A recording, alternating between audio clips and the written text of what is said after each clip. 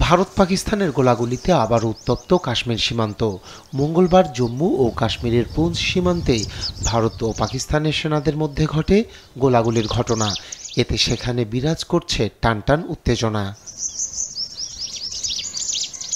ভারতীয় সেনাবাহিনীর একাধিক সূত্রের বরাত দিয়ে দাবি করা হয়, পাকিস্তানি সেনারা জম্মু ও কাশ্মীরের পুঞ্চ জেলার এ সময় সেখানে একটি মাইন বিস্ফোরণের ঘটনা ঘটে। এরপর পাকিস্তানি সেনারা বিনা উস্কানিতে গুলিবর্ষণ ও যুদ্ধবিরতি লঙ্ঘন করে। এর জবাবে পাল্টা প্রতিক্রিয়া জানায় বলে দাবি করে ভারতীয় সেনারা।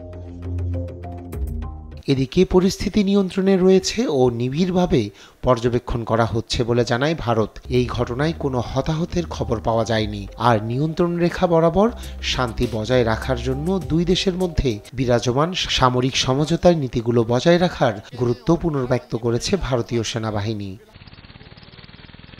অন্যদিকে কাশ্মীর সীমান্তের এই উত্তেজনা ও গোলাগুলির বিষয়ে পাকিস্তানি সেনাবাহিনীর বা দেশটির সংবাদ মাধ্যমের পক্ষ থেকে এখনও পাওয়া যায়নি আনুষ্ঠানিক প্রতিক্রিয়া। 2021 সালে দুই দেশের বৈঠকে নিয়ন্ত্রণ রেখা বরাবর সমস্ত চুক্তি, সমঝোতা এবং যুদ্ধবিরতিতে সম্মত হয় উভয় পক্ষ। এরপর কাশ্মীর সীমান্তে ঘটেনি বড় ধরনের সংঘাত। রায়হান কবির শুভ্র, নিউজ ডেস্ক, দেশ টিভি।